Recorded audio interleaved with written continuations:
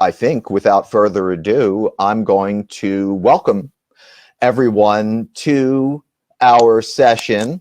And we have three fantastic speakers that are on the panel today. And the way we will proceed is that each of the speakers will give a 15-minute overview or opening statement or presentation. And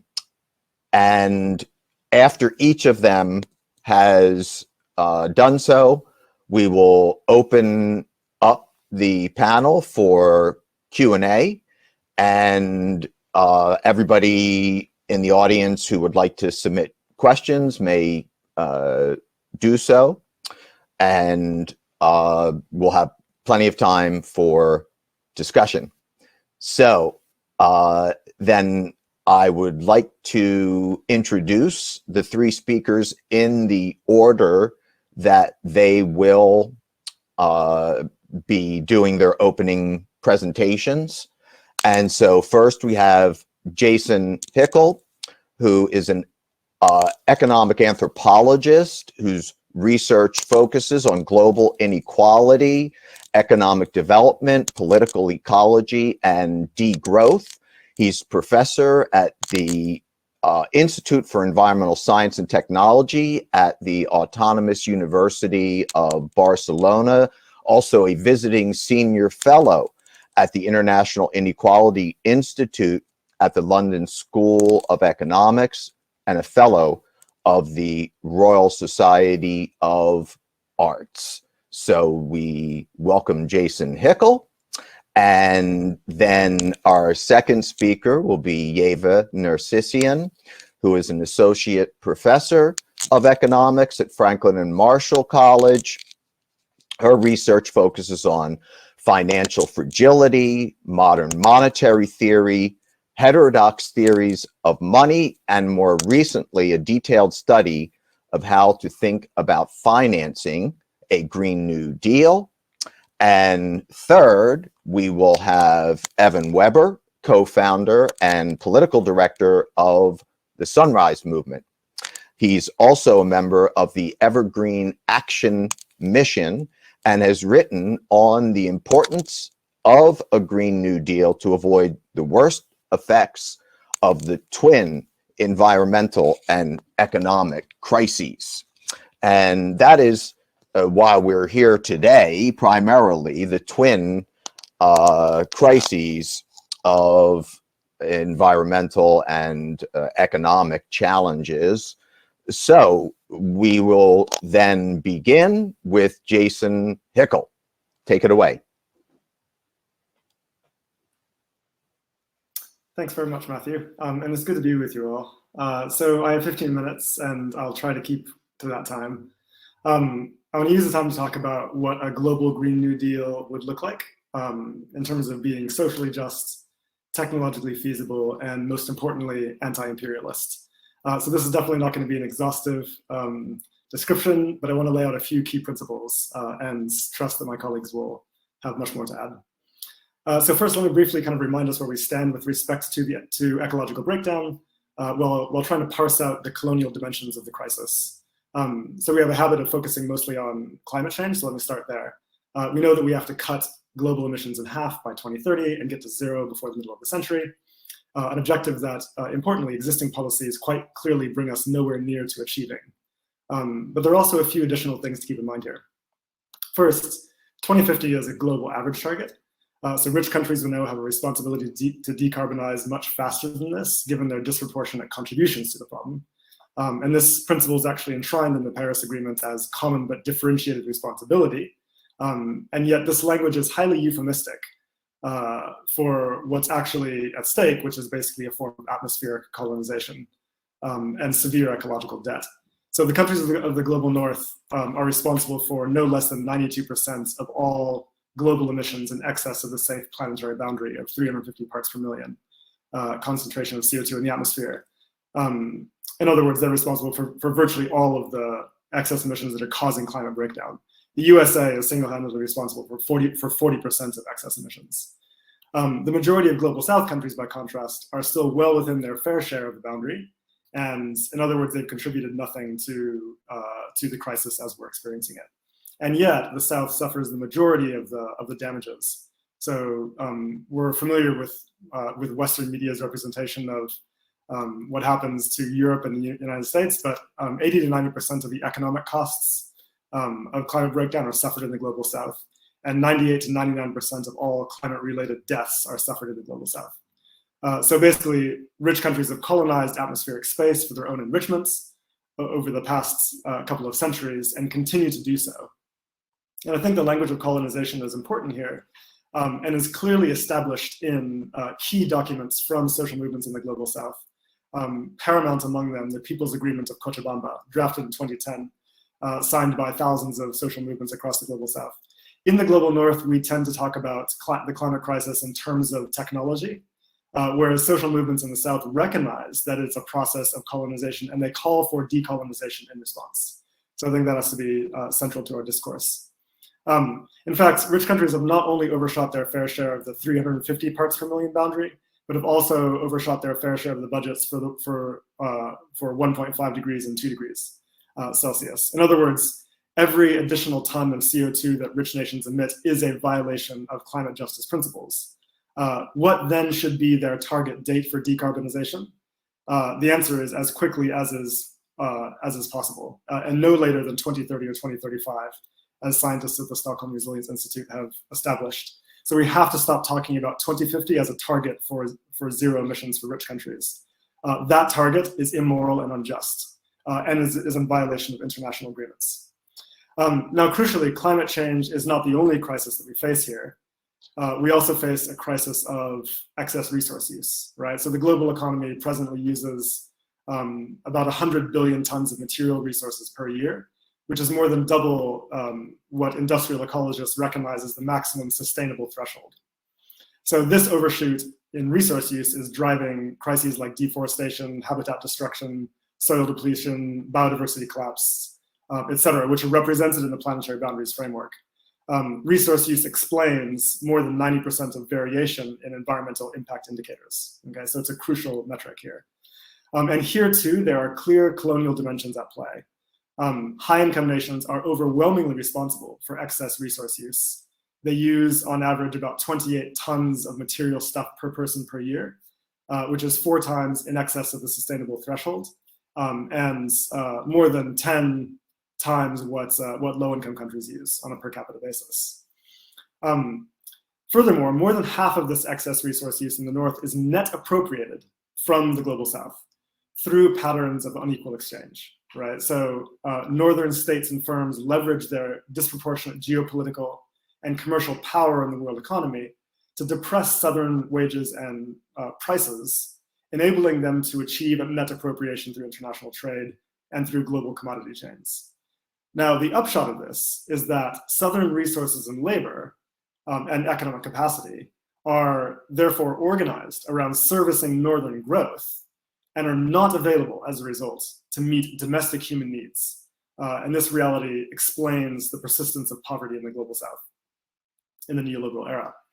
It also means that the ecological and social damages of Northern growth are effectively offshored to the resource frontiers of the global South. That's where the damage happens. And this should be clear just by looking at the industries that sustain growthism in the global North. Think about the German tech industry, which relies on mines in the Congo, or the British cosmetics industry, which relies on palm oil appropriated from Indonesia, et cetera, et cetera. Again, the Cochabamba Statement recognizes this excess resource use as a process, again, of colonization or ecosystem appropriation. That language is clear.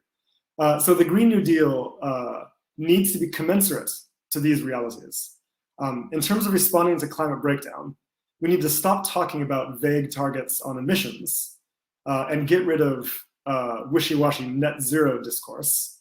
And be clear instead that rich nations must actively scale down fossil fuel extraction and use, beginning now on a binding annual schedule, okay, which right now no one is actually talking about. And that schedule should be in the region of 10% reduction per year, which is dramatic. And this is effectively what the recently launched Fossil Fuel Non-Proliferation Treaty calls for. And I think this is sort of the best we have in terms of a proposed international framework for governing such a scale down. We also need to actively transition from industrial, agricultural monopolies to regenerative farming practices to reverse emissions from land use. And again, this must be done on a binding annual schedule, and it will inevitably involve significant land reform and breaking up agribusiness monopolies. Furthermore, rich nations need to reduce resource use by in the region of 75% on average from existing levels, which again is extraordinary. And certainly not part of anyone's discourse, not even within progressive Green New Deal circles at the moment. This needs to be part of our discourse. Ecological economists have pointed out that to make this kind of transition possible, rich nations will have to abandon growth as an objective and shift to a post-growth economy, one that is focused on human well-being and ecological stability, rather than on ever-increasing levels of commodity production and consumption.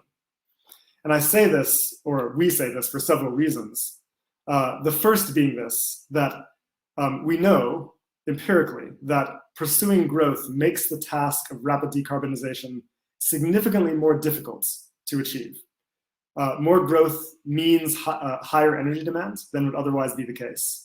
And higher energy demand makes it more difficult to cover that demand with renewable capacity in the short time we have left. So pursuing growth while trying to decarbonize is like trying to run up a down escalator. Okay. And this is not a fringe opinion. This is clearly spelled out in the IPCC climate mitigation scenarios, where it becomes clear in these scenarios, which start from the assumption that growth should continue in rich nations indefinitely, no matter how rich we might become, and then must square growth with the Paris Agreement targets by assuming mass deployment of net negative emissions technology, right? So specifically BECCS, bioenergy with carbon capture and storage, which is basically, would require huge tracts of land, about 3 times the size of India, converted to biofuels in order to make this work. So of course, scientists reject this approach as unfeasible and highly risky, given the fact that if we fail to achieve this, we're stuck in a high temperature trajectory from which it will be impossible to escape. But also crucially, it's important to keep in mind here that the vast majority of the land for biofuels in these scenarios would be appropriated from the global south, the biomass-rich global south, from existing lands and ecosystems and communities in the south. So it assumes the perpetuation of colonial relations in order to maintain the North's energy privilege, which is clearly something that we must reject. Okay. The second issue is that clean energy is materially intensive, and therefore not really very clean at all, ultimately. Of course, we need clean energy, but the crucial point here is that the higher our energy demands, the more material extraction is necessary for the renewable transition, for solar panels, wind turbines, batteries, etc. Right? Renewable energy doesn't materialize out of thin air. And this extractivism is going to come, and is already coming overwhelmingly from the global south, and is already causing problems in that region, which we can see in, say, the Congo and Bolivia, etc. It's also, of course, coming from vulnerable communities in the global north. For instance, we know that indigenous communities in Nevada are already protesting plans for lithium mines designed for car batteries, right? So we have to pay attention to the supply chains that are at stake in renewable technology.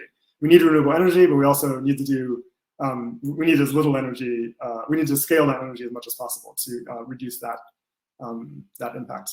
Finally, even if the energy question was not a problem here, more growth means more resource use, which is an empirically established relationship in the literature. And we have to remember that climate is not the only crisis we face, and so we need a more coherent response, one that addresses not just the emissions problem, but also the resource use problem. Okay. Now, bizarrely, in the United States and in other rich nations, the left have let themselves be pulled into a sort of strange position on this question. The right have argued for decades that we should not introduce strong climate policy because it will be bad for growth.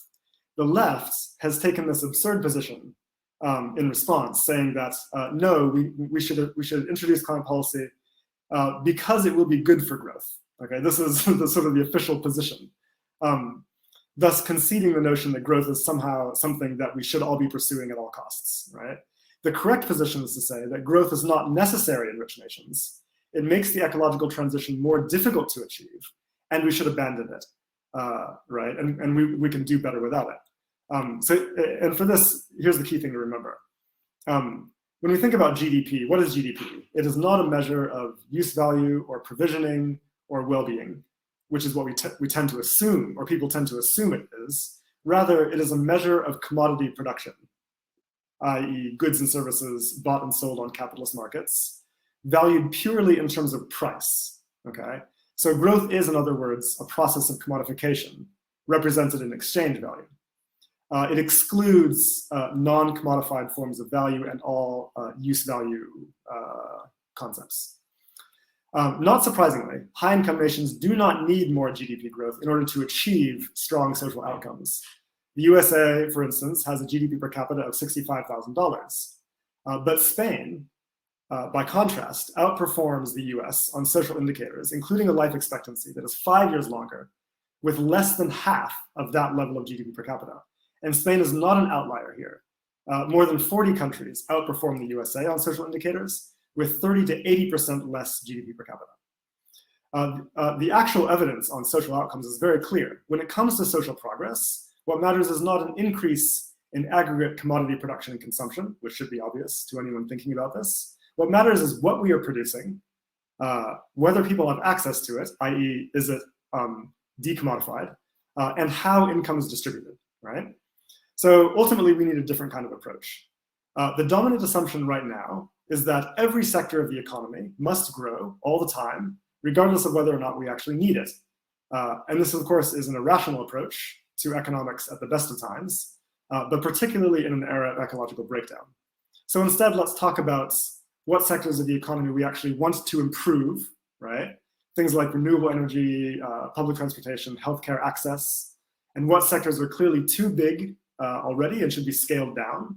Fossil fuels, but also SUVs, private jets, fast fashion, the commercial airline industry in general, industrial beef, advertising, the widespread practice of planned obsolescence, the military industrial complex, and so on. The list is long. There are huge chunks of the economy that are organized entirely around profit and power rather than around human needs.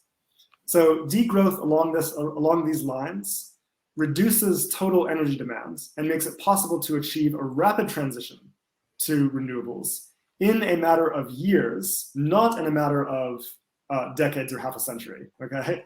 And at the same time reduces resource use, thus addressing the two key crises of our era, while also removing pressure from extractivism in the global south, okay? Now, we can't have this conversation, of course, because of the specter of unemployment which haunts the Western world, or capitalism in general, really. And so how do you address this question? As the economy requires less labor to produce the things that we need in such a scenario, then you shorten the working week, okay? Legislate living wages and a public job guarantee, right? The benefits of which I won't go into now. And of course, a basic income for those who cannot work or who, for whatever reason, choose not to, okay? So thus you de-link employment and livelihoods from growth, okay?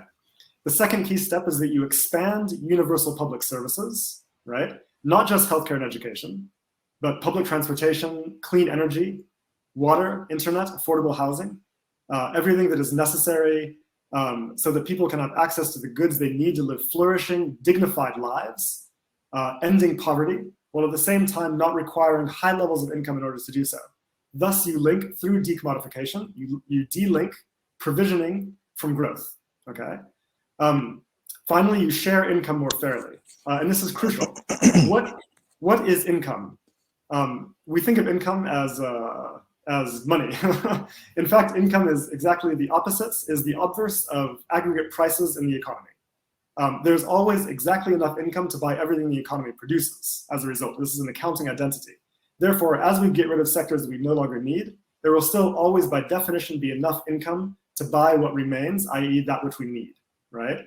The question is only one of distribution. So we have to ensure a radically fair distribution using things like wealth taxes, maximum income policy, et cetera, et cetera.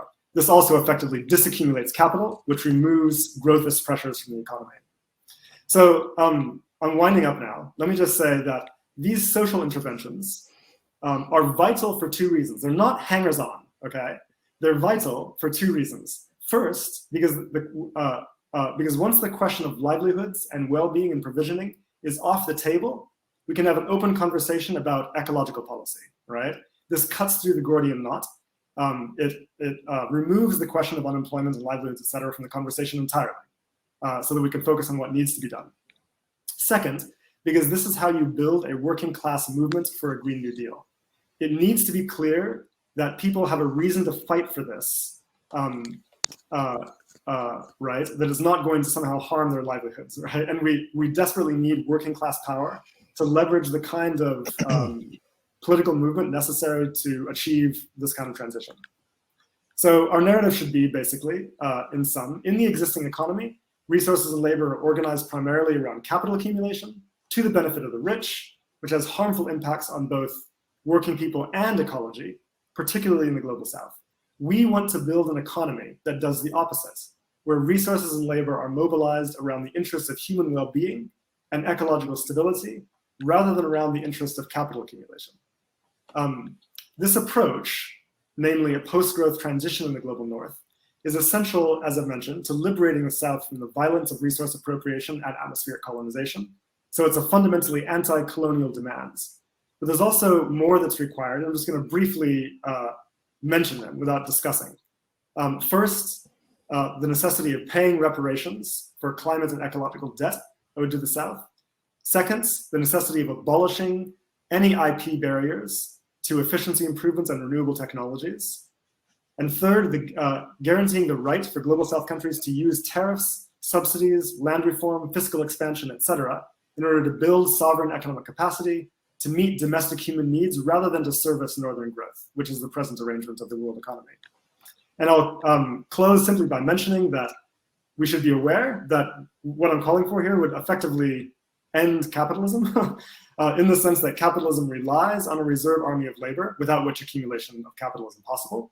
So abolishing that pulls the rug out of accumulation. And capitalism furthermore relies, as Utsaputnik has established, on the appropriation of resources from the South.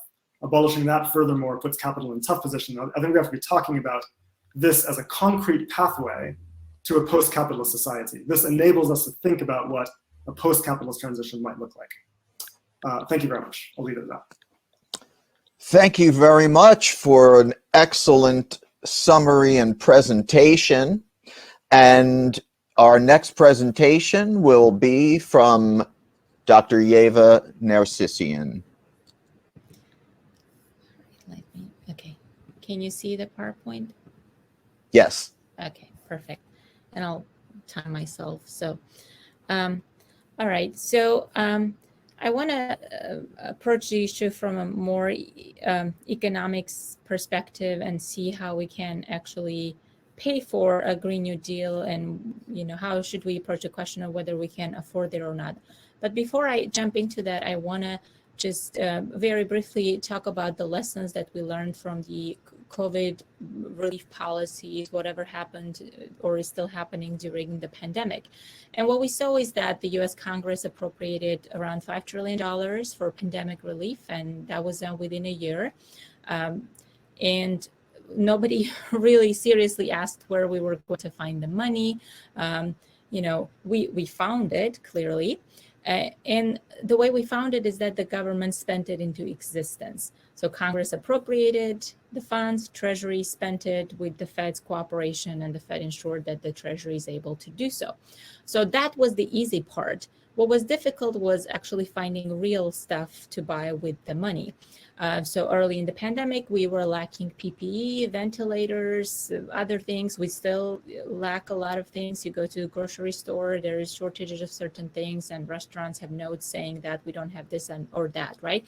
So the real stuff, right, was difficult to find. Money was not. And I think we should apply the same logic to our understanding of how we finance climate change, or how we finance trying to solve the problem of climate change or the problems caused by climate change. So this logic is very much appropriate. And I would say what happened during the COVID pandemic is very much in line with what modern money theory has been saying all along, that governments are not financially constrained. The constraint is really in terms of real resources. So what is modern money theory? I just want to briefly mention this because people might not be familiar with it. So MMT is a framework for analyzing sovereign currency. And a sovereign currency is defined as a currency where a national government chooses a money of account, so the dollars in case of the US. It issues its own currency and debt denominated in that money of account. It imposes obligations, taxes in particular, payable in that currency, and this implies floating currency sovereignty implies a floating currency, so a flexible exchange rate. What are the implications? Well, the implications is that a nation with its sovereign currency cannot run out of money. It's impossible for the US government to run out of dollars. That should be clear as a day, especially after what happened with COVID.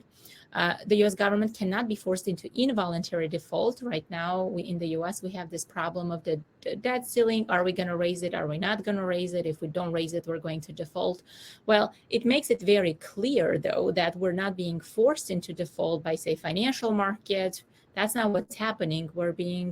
We're sort of choosing to default, right? Or at least certain government officials or members of Congress are choosing to force us into a default, or choosing a default basically, right? But it's not being forced upon us by financial market. It cannot be. So financial markets cannot force a sovereign nation with its own currency into default, because such nation can always make payments as they come due in its own currency, and that includes making payments on its debt, whether it's interest or principal payments.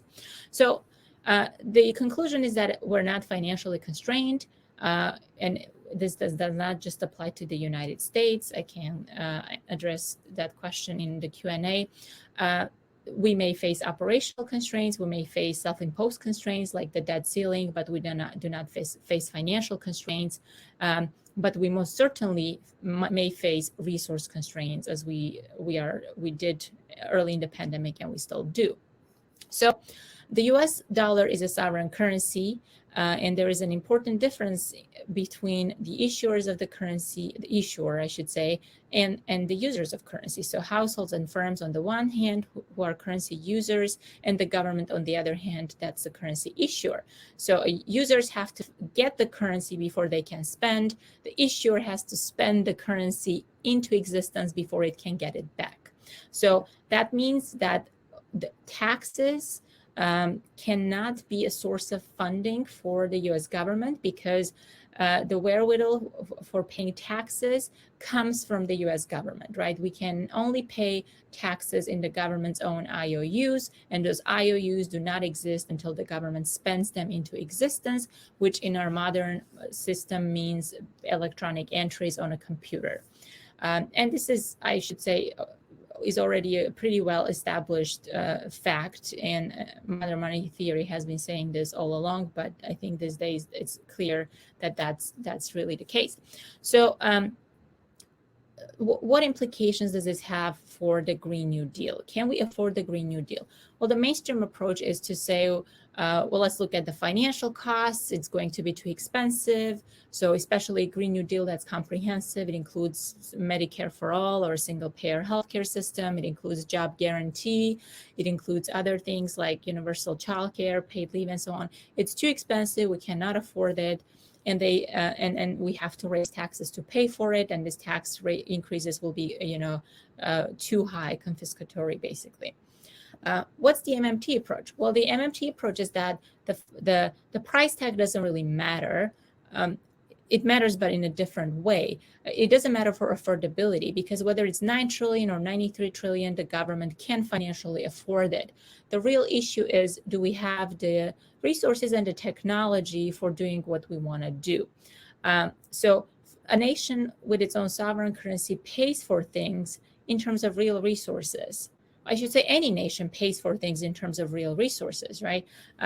And money is a tool that we use to mobilize these real resources for different ends. So, as Jason was saying, we should choose to mobilize resources for a different end, such as fighting climate change and so on. So fighting climate change really depends on whether we have the resources needed to do so, whether we have the technology. And if the answer is we don't, and it's possible that we don't have certain resources for doing so, the question is, where do we find them and how do we create them? And this goes back to another thing that Jason was saying about certain sectors in the economy, right? Getting rid of some sectors of the economy. And that's one possible solution towards finding resources needed for what we need to do. So if we do not have enough resources, what happens? Well, what happens is we might face inflation, right? So what I have here is our real GDP, that's the red line, and the blue line is our potential GDP. And I'll come back to the question of potential GDP later. But if our real GDP goes over potential, that basically means we might have inflationary pressures, although how we measure our potential, that's also not very perfect. So that's really the idea, that if we push our economy beyond the bounds of its resource limits, then we can face inflation.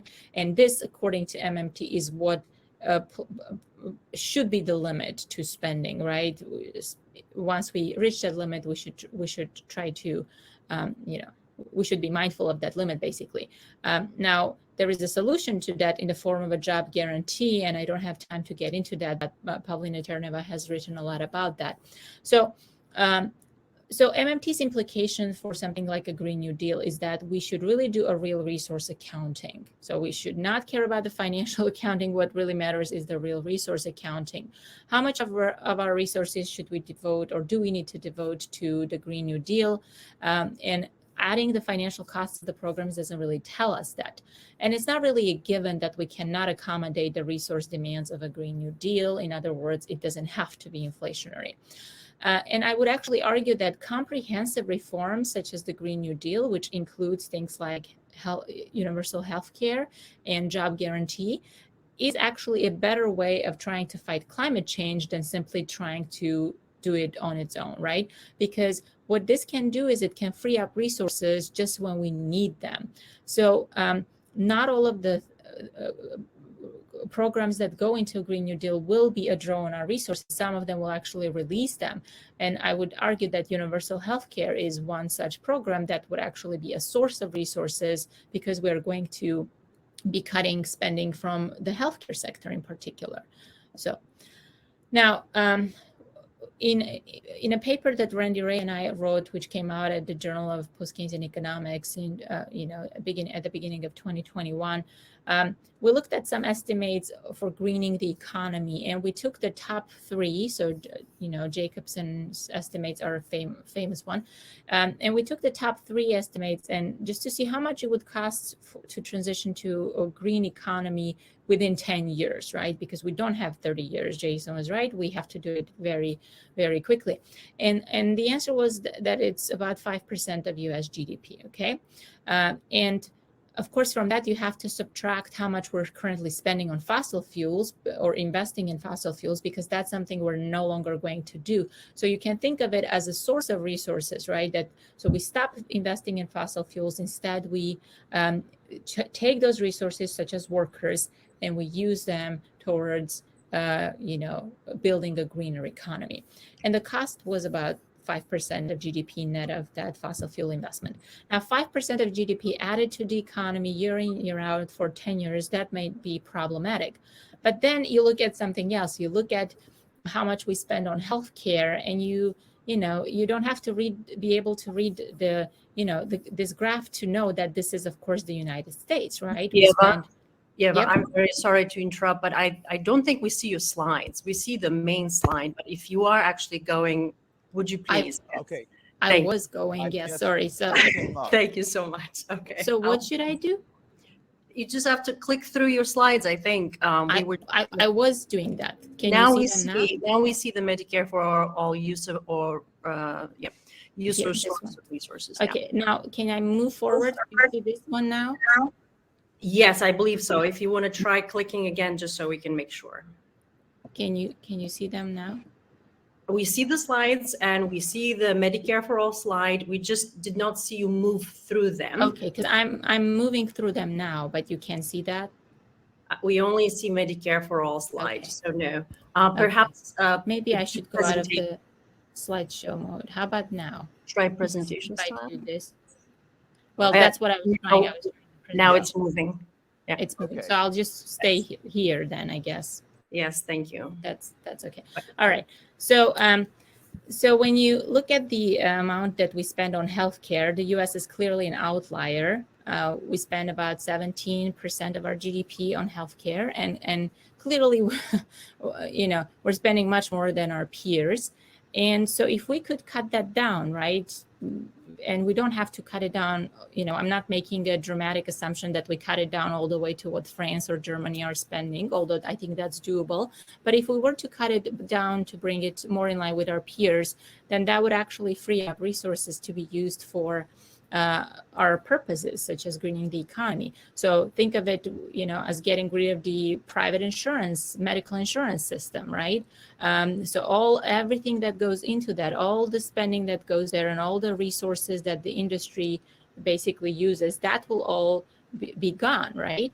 And so all the workers that now don't have to, you know, don't have a job in that sector, then these workers can then be used for you know, projects or for greening the economy, right? So now, of course, you need to do retraining or this and that, right? So I understand that, but macroeconomically speaking, the resources will be there, right? And then you might need to do something else to make them more appropriate for your purposes.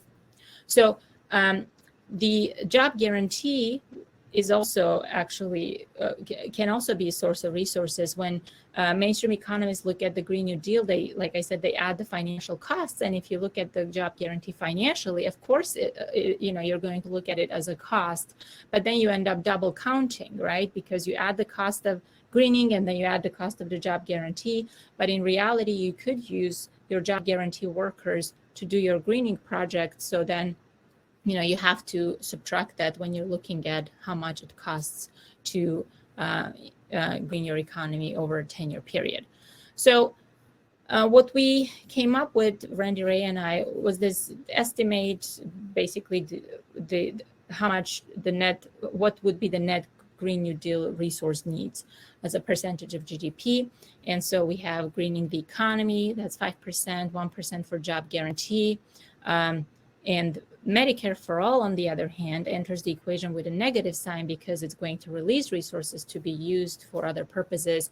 And we also added here, I think, for ending forever wars, again, something that Jason mentioned, right? You need to get rid of certain sectors, certain claims or draws on resources so that you can use them for your purposes. And we conservatively estimated that we could, you know, get about 1% out of that. And so when you look at it this way, you see that the net resource cost is actually not very high. It's only about 1.3% of GDP. And that's not a lot, okay? The economy can accommodate that, we think. And if not, then we have to keep in mind that resources can be created. Economy's potential is not fixed.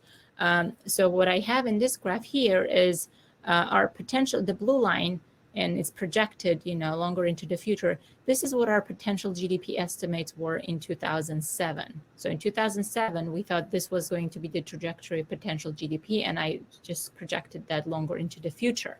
Now, the red line is our actual GDP, and this green line is our potential GDP estimates from 2019. What this means is that when we don't use it, we basically lose it. So if we don't have sufficient demand in the economy, then our potential actually goes down. And that also means that, on the other hand, that if we do have a robust demand, then our potential actually will increase. And therefore, we can create the resources that we need to address the issues that we want to address, such as climate change. Now, granted, inflation can become an issue before we reach full capacity. There could be bottlenecks. So, for instance, the New York Times reported that the shortage of skilled workers might be an impediment to the infrastructure and greening projects that Biden, you know, wants to get passed. And similarly, lack of providers and teachers would be an impediment to universal pre-K, free community college, and so on. And policy should absolutely try to alleviate this. We can, of course, think a lot more bottlenecks for greening the economy. And I would go back to what Jason said here and say, well, we don't want to rely on the global south. We don't want to extract the resources from there and bring it to the United States for use. So we should try to see how much of that we can do domestically, not to rely on this international supply chains for our needs. All right. Now, I'm just going to say a couple of quick words about Biden's plans, and then I will conclude because I see that I'm up at my, up at the 15-minute limit. So Biden's plans, the way they were originally, we don't know in what form they're going to be passed, but this included 8 years of spending paid for over 15 years of taxes. Well, from the MMT perspective, of course, this way of approaching policymaking does not make sense, right? We don't have to combine taxes with spending. And the reason for that is because, first of all, the government is not financially constrained, but importantly, this approach to policymaking shortchanges both objectives that the policy is trying to achieve. So on the taxation side, supposedly we're trying to fight income inequality, which would actually go a long way towards cutting climate change, because we know that the wealthy, so it's not just wealthy nations, right, that contribute a lot to climate change, it's the very wealthy within wealthy nations that contribute a lot to climate change. So if we really want to fight inequality, then our tax rates have to be much higher, right? Tweaking it from 37% to 39.6%, that's not going to do it. It's nowhere near what we need. So we don't tax enough, and we also don't spend enough, right? So by the time the bill passes, it's going to be watered down so much that who knows if it's going to be any useful for fighting climate change, because there was not a lot there even to begin with, even though it's more than what we've done in the past.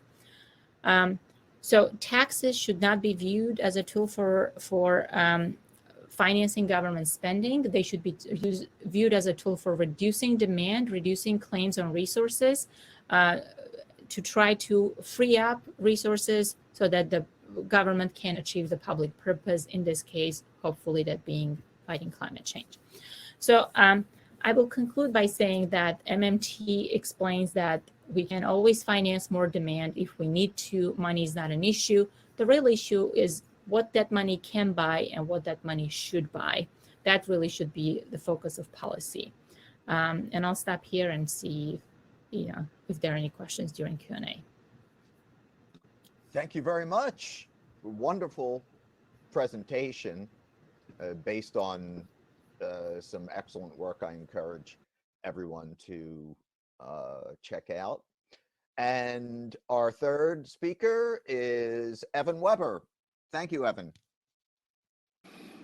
Great. Hey, folks. Good to be here with you all. I will just wait a time. I'll try to keep my remarks a little bit briefer. I'm sure we all want to jump into the question and answer. So I'm just going to go ahead and get right into it. Yes. So as Matthew mentioned at the top of the call, I'm an executive. I am one of the co-founders of the Sunrise Movement. Just a little bit about myself. I'm born and raised in Hawaii, and right now I'm based in Washington, D.C., where I am coming at you live from a really intense couple of weeks of organizing and negotiating on the ground here to try to make sure that Build Back Better that Yeva mentioned doesn't get watered down in the last few weeks of negotiations here. We can deliver as much of it. I'm gonna interrupt, Evan. I'm very sorry again, and I think your audio is off. Do you hear me? Is it off for everybody else on the panel? It's not off, but it's coming in and out. It's very choppy. And sometimes we can hear you, but most of the time I couldn't. Would you? Is this any better? I could hear you better. We weren't. Yeah. Let's go with that. Okay. Would it be? I'm gonna. Is this okay? Yes, I think so. Yes, please. Okay. Let's try that. Okay.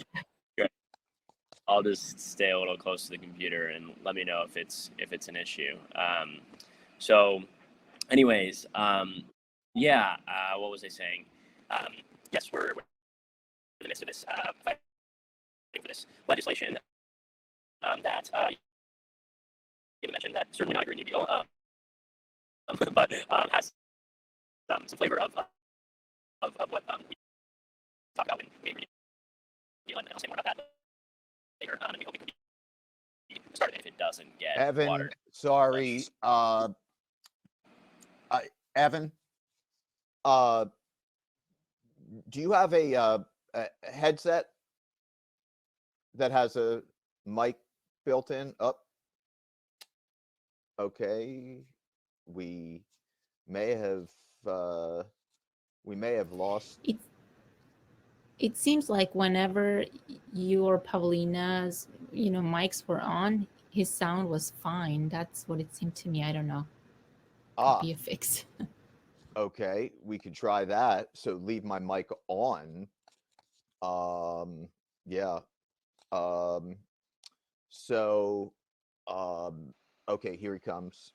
Hey, is this any better? Yes. Excellent. Okay. Sorry about that. Sorry, No everyone. problem. We weren't having issues when we did the tech check before, but tech is fickle sometimes. Cool. Great. I'm just going to zoom ahead and not repeat myself since we don't have too much time. Yeah. So we started the Sunrise Movement with a mission to mobilize young people in the United States to make the climate crisis a top political priority and create millions of good jobs in the process. And one of the key things that we saw happening in U.S. politics at the time was that there was this frame that was being used against those of us who wanted to see climate action, and it was sort of a prosperity versus the environment frame, or a jobs versus the environment frame, and we knew that like our technology today was a bit fickle, and we wanted to we knew that it was possible to disrupt it and necessary to disrupt it if we were going to be able to move forward on the climate crisis. And since then, what we have become most known for in the U.S. and somewhat around the world is helping to launch the Green New Deal framework in the United States into a national spotlight. So obviously, people have been talking about a Green New Deal for a long time, for over a decade, but here in the United States, the idea has since gained a lot of traction, and the most traction since we sort of marched into House Speaker Pelosi's office after the 2018 election, and were joined by one of our allies in Congress who we had just helped to elect, Representative Alexandria Ocasio-Cortez, to demand a Green New Deal in response to the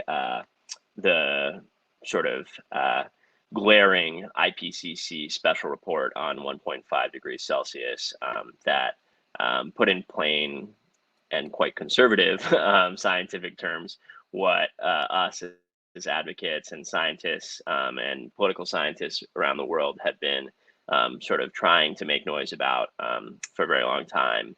That, as Jason highlighted, we're in a very extreme climate crisis right now, and we have no time to act. And certainly for industrialized countries, setting goals for 2050 is just not going to cut it.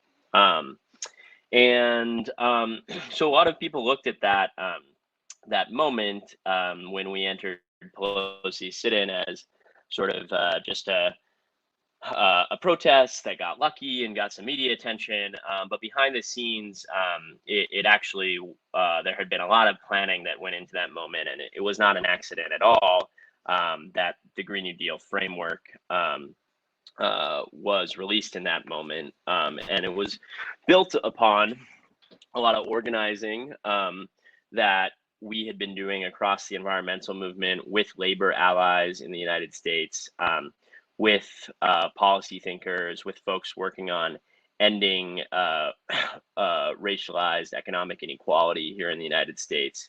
And yeah, influenced heavily by folks thinking about scholarship around the job guarantee, around concepts of MMT, et cetera. So it's really great to be here on this panel with such great folks who have been leaders in thinking about those kinds of things.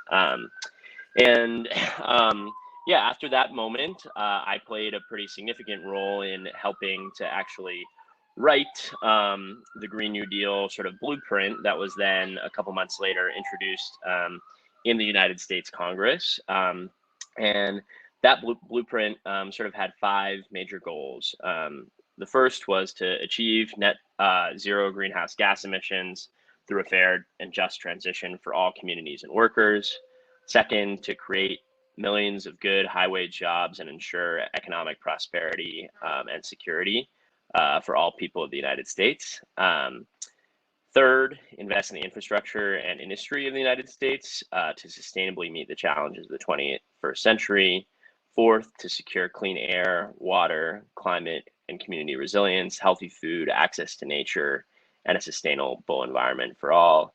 And last but not least, to promote justice and equity by stopping current, preventing future, and repairing historic oppression of indigenous communities, communities of color, migrant communities, deindustrialized communities, and more. And so this broad framework are some of the goals of the Green New Deal. And as probably most of you know and have picked up, you know, the Green New Deal, like its namesake from Franklin Delano Roosevelt's New Deal, is not a singular policy or a bill, but it's actually a governing framework for all of society that we are hoping to work together to enact over the course of this decade. And we must honestly enact and move our society towards these goals in this framework. You know, a key, and so, you know, in the United States, the dialogue is we've put all these things together. We've put healthcare for all. We've put ensuring the end of income inequality. We put a job guarantee together under this united framework. And the sort of right-wing response to that in the United States is, well, this is a Trojan horse for socialism and communism and all these sorts of things, to which we say, sure, maybe, but in reality, there's a real need to move in this direction as a society that the previous panel has highlighted. If we're actually serious about what the world looks like in the coming decades and the severity of the climate crisis, we cannot go on. We'd be a completely irrational and crazy society, which I am willing to admit that we currently are, to not go about providing healthcare for everyone, to not making sure that as the world is more and more disrupted, that people have the basic things that they need to survive, that we are putting people to work, transforming our society at every level to achieve the extremely radical changes that we actually need just to survive as a society on this planet. Since that moment in 2018 and 2019 when we launched the Green New Deal, a really powerful movement has emerged here in the United States, and it's sparked more action around the globe as well. And when I talk about a movement, I'm not just talking about the young people that have been pressuring politicians and communities around the country who have been standing by our side and helping to lead the way, from frontline communities impacted by environmental racism to the labor movement. But I'm also talking about I'm also talking about the academics who have gotten to work penning policy and helping to write bills that have been introduced in Congress. The economists like Yeva, who have helped us to show that there is a really solid economic case for the things that we're talking about. Even some businesses who have gotten on board with and endorsed this direction for our society, and so much more. And I'll close just with where we're at in the political moment here in the United States, which is that this panel is about a global Green New Deal, and for us in our work here in the U.S., there is no global climate justice without the United States taking meaningful action. And we are weeks away from a critical international climate conference in Glasgow. We have a president here in the United States that, in large part because of our work through the presidential primary, has sort of staked his legacy on not a Green New Deal, but this Build Back Better plan that is sort of a baby Green New Deal that does a little bit of all of the major themes that we've talked about in the Green New Deal, building a care economy, creating some public jobs and public works programs like a civilian climate corps, and more, and taking barely a first step in really owning up to the United States' responsibility to act on the climate crisis. But really doing it through the framework that we created around climate ambition, around good jobs, around strong labor standards and the democratization of work, and making sure that the people who are least responsible for the crisis are lifted up in this transition.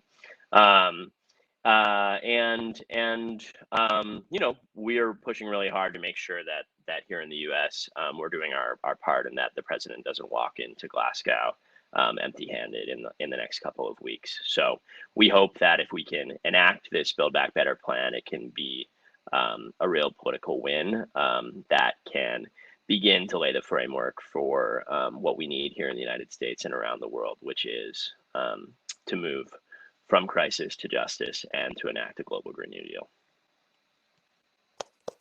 Thank you very much. Truly, truly. So, Jason, if you're able to rejoin us on video, and I thank you, and I invite all the panelists now to answer any questions that we receive, and also to perhaps respond to some of what your colleagues have mentioned in their presentations. And so right now, I've got a question that seems to regard some of the issues raised by everyone, but especially Jason, by leveling up north, south, and within each of those groups of countries, and also with large-scale infrastructure investment, that this will all likely need more real resource use than at present. How is reducing our energy use compatible with that in the near term? Yeah, okay, so let me see if I can address this. So the key thing here is that right now we live in a world defined by extraordinary energy and resource apartheid, right? Where high levels of resource and energy use in the global north are sustained by suppressing consumption of resources and energy in the global south, right? This is the sort of standard imperialist structure of the world economy, which has been the case for the past 500 years. This is in effect how northern capital sustains itself, right? So what we're calling for is a convergence scenario, right? where energy and resource use in the global north decline to get back within planetary boundaries, because the north is what's causing the crisis. Whereas in the south, we have an increase in the energy and resource use to meet human needs, right? A kind of reclaiming of resource and energy use to meet human needs, converging at a level that is consistent with rapid decarbonization globally and ecological stability, and at the same time consistent with universal human welfare. And we know empirically this is possible. There's a significant quantity of literature modeling this. We know that, take the USA, for example. The USA presently uses over 32 tons of material stuff per person per year. Now, this is an aggregate figure. I'll unpack this in a second. We know that high levels of human well-being in excess of what the USA has, so similar to, say, like levels in Finland, are possible with less than 75% less what the USA uses. So less than a quarter is what's required in terms of resource use. And about a fifth is what's required in terms of energy use to sustain high levels of well-being, universal healthcare, education, public transportation, energy, water, good housing, internet, telecommunications, etc. Everything that's required for flourishing can be accomplished at a very low level of resource use. Why is it then that the USA suffers extraordinary poverty in its population, despite these extremely high levels of resource and energy use? And the reason is because resource and energy use in the USA and in other capitalist nations is organized around capital accumulation and power rather than around meeting human needs. And this is clear just by looking at what Yeva was pointing out with the healthcare system. The US healthcare system absorbs an extraordinary amount of energy, resources, and finance. And yet healthcare outcomes in the US are terrible. They're disastrous. In Spain, Spain uses a fraction of the resources and energy use for its healthcare system, and yet has dramatically better health outcomes, right? How? Because it's a universal public system. It's really not, it's not rocket science. And we know that, that universal provisioning is always materially and energy less intensive than private provisioning. Okay, so this is crucial. So I'm calling for, in fact, a dramatic reduction of resource use in the USA, at the same time as building out the infrastructure required for renewable energy and public transportation, et cetera, which is going to require significant reductions in resource use in certain sectors of the economy, right? So while I'm partial to what Yeva points out in terms of course, we can expand the capacity of the US economy, we shouldn't be actually considering that as an option, because the problem is that there's already an excess of capacity. It's just that it's misallocated and misappropriated, right? So the US has to be reducing energy and resource use. We know that this is an empirical requirement for a just transition. The question is, how is this going to be compatible with the kind of transition that we need? Okay, and I will invite Yeva and Evan to respond before I go on with any additional questions. Okay. So what I mentioned about cutting certain sectors or downsizing them so that we can, spend more in other sectors, I think that should definitely be a priority. I mentioned healthcare, but of course, healthcare is not the only one.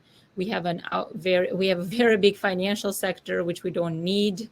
Right, it's not doing anyone any good, clearly, and so downsizing finance could be another avenue, or that we could look into. One thing I would say though is I think COVID showed us that if we throw a lot of money at a problem, we can solve it, and by that I don't mean the pandemic. We've done a very bad job with that, but the vaccine development, right? So with a lot of money, we were able to develop a vaccine very quickly.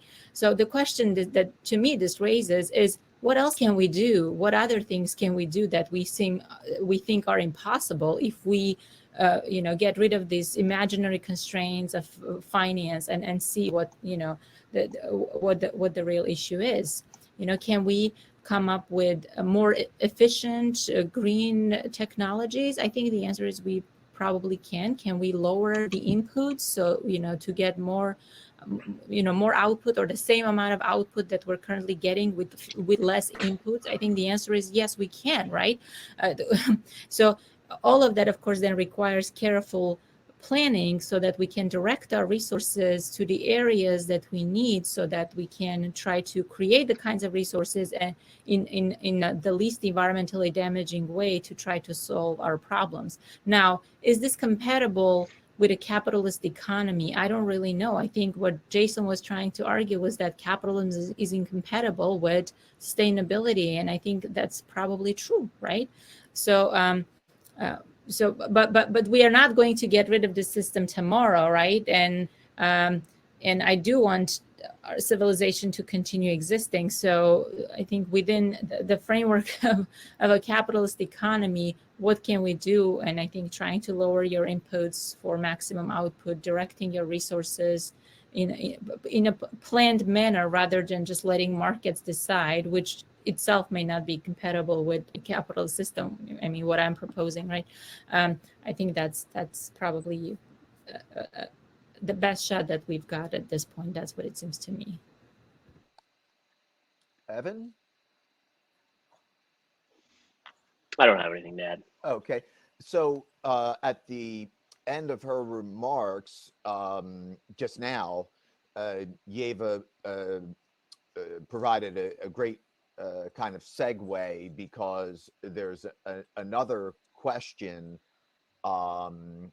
that regards capitalism, and basically it's, you know, how can we conceive of a case for moving outside of capitalism, beyond capitalism, without putting the political / organizational question at the center of the discussion.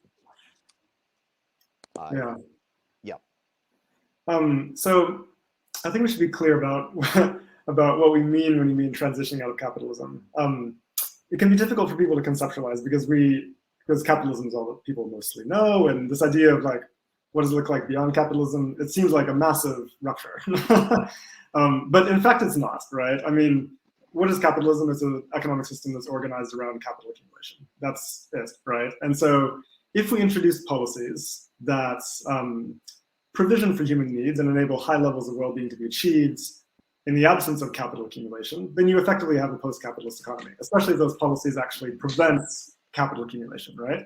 Like, for example, a public job guarantee. And I love the literature on this. I've read it in depth, and I think it's extraordinary. But I think one thing it doesn't confront is the reality that ending unemployment, ending a reserve army of labor it pulls a core plank out of capitalism. I mean, capitalism has never existed under conditions of sustained full employment because it gives labor too much bargaining power and eliminates the possibility of perpetual accumulation. It just does.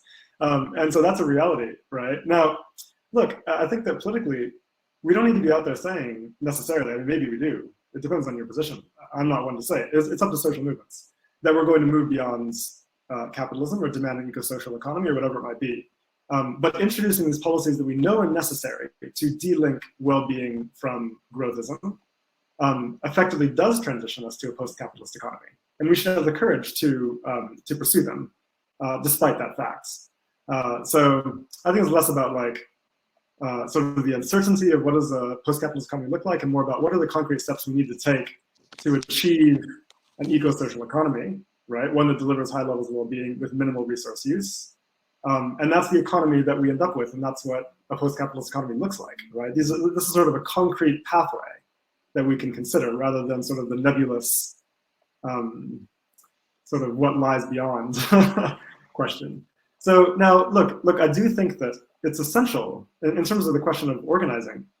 The environmentalist movement simply does not have the power to achieve this kind of transition. It doesn't. I mean, it can be very successful at changing the conversation, and the Sunrise Movement is an excellent example. Extinction Rebellion is an excellent example of how they clearly brought the ecological crisis and the imperative of transition to the fore of public debate. That's huge. But in order to accomplish the kind of transition we're calling for, requires confronting the interests of the capitalist class, which has significant material investment in the status quo. They will not let this go easily. This requires, in fact, a movement capable of leveraging that kind of power, and that is not something that the environmentalist movement has in and of itself, but in alliance with, crucially, the labor movements, right, and with social movements of the global south, which are robust, specifically the anti-colonial tradition. This kind of alliance is, in fact, capable of changing the world very quickly, and it has done so in the past, right? Think about the anti-colonial struggle from the mid-20th century. That did change the world dramatically, more so than any other movements ever in history. And it required sustained alliances internationally between workers and social movements in both North and South. And that's effectively what we need again. We should not be shy about the scale of the organization that's required to achieve this transition. It's monumental. Thank you. Yeah. Could I jump in? Yeah. Yes. Just to add and build off of Jason's comments, I couldn't agree more with his points about the environmental movement not being capable of forcing the sort of political shifts to the society that we need on our own and in our own thinking around the Green New Deal framework that was sort of at its core. I think how quickly it took off here in the United States wasn't just a rebuke, wasn't just a signal of its popularity, but also a rebuke of what the climate and environmental movement had been doing for the last couple of decades since the 70s, which was really falling for and buying into the sort of neoliberal Reagan framework. The predominant climate policy that had been talked about and fought for years here in the U.S. Was some version of a carbon price, whether it was cap and trade and or a carbon tax or whatever. And the political theory behind that was essentially triangulation. Like, this is the only way that we can get right-wing Republicans on board, because it's this market-friendly, all-encompassing sort of silver bullet. And what the Green New Deal does is makes the transition that we need to achieve a lot more about what is the society that we are trying to build. What are the values that we want to have in it? What are you going to get out of moving towards this? How is your air going to be cleaner? How is your water going to be drinkable? How are your communities going to be organized so that you know your neighbors and that you walk to work and that you have everything that you need right around you? And that coalition building is a big part of what we've been doing.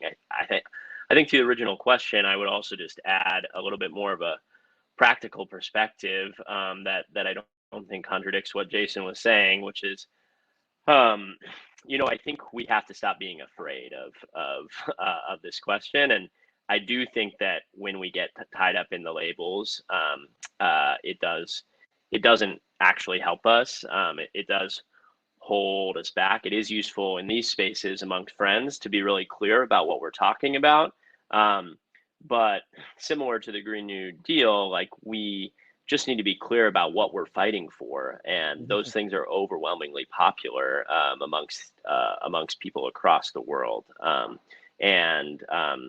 When you combine that with who we're fighting against, who are relatively unpopular actors across the world, the mega rich, the holders of capital and the corruptors of our democracies, and the fossil fuel industry, you've got a pretty powerful and potent political formula there. And we just need to commit to it. And I'll say the good news on the horizon is that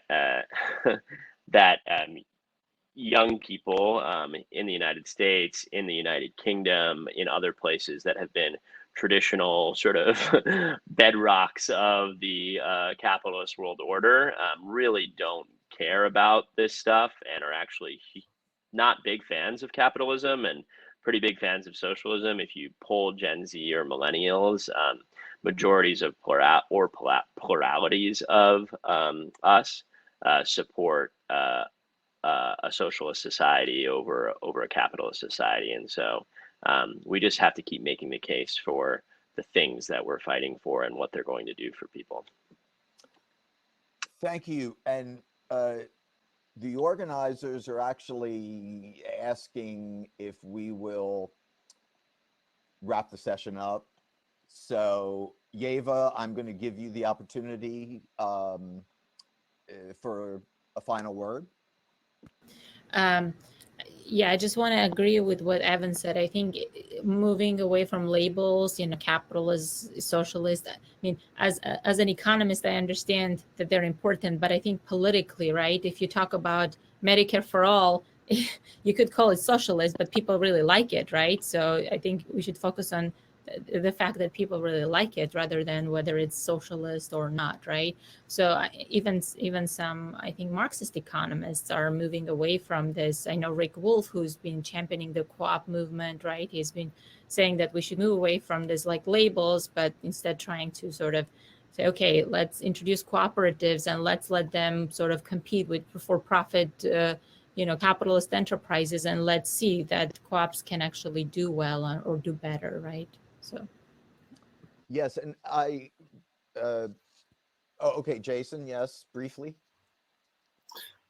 Yeah, I just wanted to make one final comment, but if you want to respond to what Yeva said, then that's No, fine. go ahead, please. Yeah, I just wanted to just to jump in here and on the question of strategy. It strikes me that one of the sticking points in the U.S. Actually has to do with the labor movements. Like to the extent that it's difficult for Sunrise Movement, et cetera, to bring unions on board, I think a lot of it has to do actually with the fact that that unions tend, bizarrely, to align with capital in calling for additional growth in order to improve livelihoods and employment, right? And I think the key thing here is that calling for a public job guarantee and a shorter working week would solve those problems without the need for additional growth. And making this, getting this into the list of core demands of the labor movement and aligning with the labor movement for that demands, I think would go a long way to building the necessary alliances that we need to be able to leverage tools like the strike in order to confront the interests that obstruct us. To me, it seems like MMT and the job guarantee actually could play a really central role in building those alliances. And I just want to make sure that that's clear to people. Just quickly, one quick thing. So, and I think that's why what Evan mentioned is that trying to get rid of this idea that greening the economy is against the interests of workers, right? And because if you let the market do it, it might as well be, right? Because then you're going to get rid of there's not going to be need for them. But if you do it in a public way combined with a job guarantee, right, then you don't have that problem. So people whose great grandparents were like striking, right, the coal miners, right, they're now together with the owners, right? They are with the owners fighting environmental policies, and their grandfathers were striking against their the same people, the capitalists. So yeah. Well, so much really food for thought, and I'd like to suggest that we use this conference and this session, not as a culmination, but as a point of departure for recommitting and redetermining that hope is a decision, and it's one that we have to grab a hold of and move forward with. And I think that the alliances that people were speaking about to bring people who may have initially become excited because of one particular agenda item can embrace the entire package, which, as our speakers have argued so eloquently, it's real. There's really no choice in the matter. It's something that we must do for the children. Thank you very much to everyone, and especially to our panelists. And I thank you for your participation today.